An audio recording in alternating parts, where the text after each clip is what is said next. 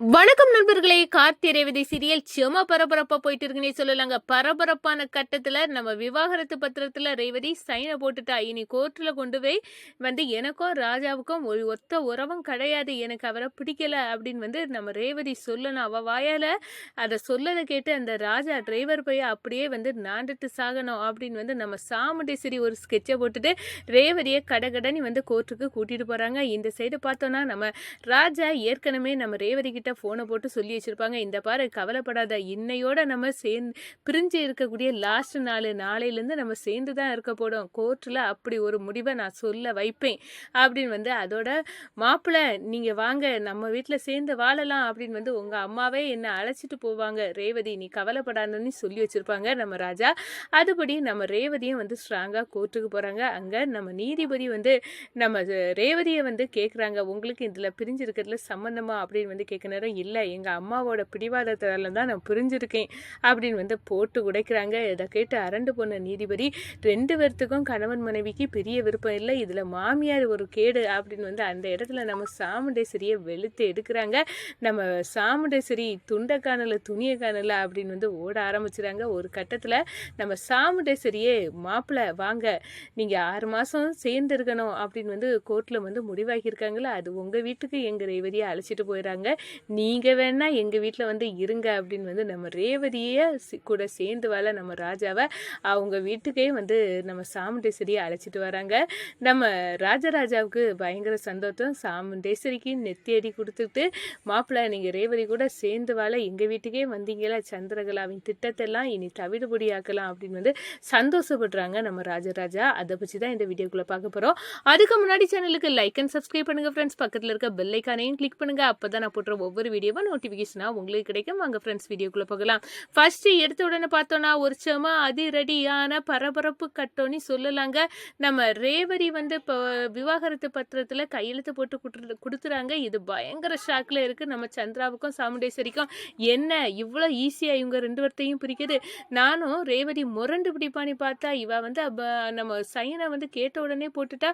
வக்கீல்கிட்ட கொடுத்து அதை செக் பண்ணுறாங்க. ஆமாம் மேடம், நீங்கள் நான் மார்க் பண்ண இடத்துலலாம் சைனை கரெக்டாக போட்டிருக்காங்க, இது போதும், நாளைக்கு கோர்ட்டில் இவங்கள கூட்டிட்டு வாங்க, அது பிறகு நம்ம நாளைக்கு இவங்ககிட்ட பிரியக்குள்ள முடிவை நம்ம எடுத்துடலாம் அப்படின்னு சொல்ல நேரம், சரி நாளைக்கு கூட்டிட்டு வரேன் அப்படின்னு சொல்கிறாங்க. இந்த சைடு நம்ம ரேவதிக்கு நம்ம ராஜா கால் பண்ணி, என்ன ரேவதி உனக்கு நான் விவாகரத்து நோட்டீஸ் அனுப்பினேன்னா நீ அதை பற்றி என்கிட்ட ஒன்றும் கேட்கலையே அப்படின்னு சொல்ல நேரம், என்னை விட உங்கள் மேலே எனக்கு அசைக்க முடியாத நம்பிக்கை இருக்குது, நம்ம 2 பேரும் சேர்ந்து வாழ்வோம் அப்படின்னு உறுதியாக இருக்கதே நீங்கள் தானே, அப்படி இருக்க நேரம் நான் என்ன உங்களை எதுக்காக சந்தேகப்பட போகிறேன், உங்கள் மேலே எனக்கு எந்த சந்தேகமும் இல்லை அப்படின்னு சொல்ல நேரம், பயப்படாத ரேவதி, இன்னைக்கு தான் நம்ம 2 பேரும் பிரிஞ்சு இருக்கக்கூடிய கடைசி நாள், நாளையிலேருந்து நம்ம 2 பேரும் சேர்ந்து தான் இருக்க போகிறோம், உங்கள் அம்மாவே என்ன மாப்பிள்ளை எங்கள் வீட்டில் வாங்க என் பொண்ணு கூட சேர்ந்து வாங்கலுங்க அப்படின்னு அழைச்சிட்டு போக வைப்பேன் அப்படின்னு சொல்கிறாங்க. இது போதும் அப்படின்னு சந்தோஷமாக எப்போ விடியும் நம்ம கோர்ட்டுக்கு போகலாம் அப்படின்னு அந்த இடத்துல முடிவை எதிர்பார்த்து நம்ம ரேவதி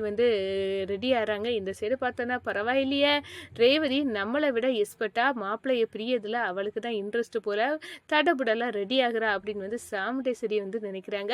அதோட நம்ம ரேவதியை கோர்ட்டுக்கு கூட்டிட்டு போறாங்க. இந்த சைடு பார்த்தோன்னா நம்ம ராஜாவும் வந்திருக்காங்க. ராஜாவை பார்த்தோன்னா, ஏ டிரைவர் பையில, உன் கூட சேர்ந்து வாழ விருப்பம் இல்லைன்னு என் மகாவாயால சொல்லி உனக்கு நெத்தியடி கொடுக்குறேன், நீ நாண்டுட்டு என் பொண்ணோட வார்த்தையை கேட்டுட்டு சாகதாண்டா போகிற அப்படின்னு அந்த இடத்துல நினைக்கிறாங்க. அத்தை நீங்கள் விவரம் தெரியாமல் எங்கள் 2 பேர்த்தையும் பிரிக்க நீங்கள் கங்கணம் கட்டுறீங்க, உங்கள் முடிவு தவறு, யார் நினச்சாலும் எங்களை பிரிக்க முடியாது, பார்க்கலாம் அத்தை அப்படின்னு அந்த இடத்துல சொல்லுறாங்க. அதே நேரம் கோர்ட்டில் நம்ம ரேவதியை கூப்பிட்றாங்க. இந்த பருமா உன் கணவருக்கும் உனக்கும் கல்யாணம் நடந்து எவ்வளவு நாள் ஆகுது அப்படின்னு சொல்லணும், இப்போ தான் ஒரு 6 மாதத்துக்கு முன்னாடி தான் கல்யாணம் நடந்துச்சு, அப்படி நீங்கள் சந்தோஷமாக தானே வாழ்ந்தீங்க, ஆமாம் நாங்கள் ஒருத்தருக்கு ஒருத்தர் உயிருக்குயிராக காதலிக்கிறோம், அந்த அளவுக்கு நாங்கள் சந்தோஷமாக தான் வாழ்ந்தோம், அப்போ ஏமா நீங்கள் விவாகரத்து பத்திரத்தில் கையெழுத்து போட்டிருக்கீங்க, எங்கள் அம்மாவோட பிடிவாதம் வரட்டு கௌரவம் இதுக்காக தான் எங்கள் வாழ்க்கை முறிஞ்சு போகுது அப்படின்னு அந்த இடத்துல சொல்ல நேரம், உனக்கு இந்த பையன் கூட சேர்ந்து வாழ விருப்பம் தானே, ஆமாம் எனக்கு 100% சம்மதம், அப்போது மாப்பிள்ளை கார்த்தி இங்கே வர சொல்லுங்க அப்படின்னு சொல்ல நேரம், நம்ம கார்த்தி கூண்டுக்குள்ளே ஏறாங்க. எனக்கும் என் மனைவி சொல்லது மாதிரி சந்தோஷம் என் ரேவதி கூட சேர்ந்து வாழல தான் இருக்கு அப்படின்னு வந்து சொல்ல நேரம், அப்போ 2 பேரும் கணவன் மனைவி விருப்பத்தோட இருக்க நேரம் மாமியார் ஒரு கேடு, மாமியார் இப்படி முடிவெடுக்க முடியாது அப்படின்னு வந்து அந்த இடத்துல சொன்னாலும், மேஜர் தானே நீங்க 2 பேரும், அதுக்கு பிறகு இவங்க எதுக்காக இப்போ உங்க வாழ்க்கையில தலையிடணும் அப்படின்னு வந்து சொல்ல நேரம், அவங்க அப்படிதான் எங்க அம்மாவோட பிடிவாதத்தால தான் ராஜா வந்து என்னை பிரிஞ்சு விற்க வேண்டியது ஆயிட்டு அப்படின்னு வந்து சொல்றாங்க.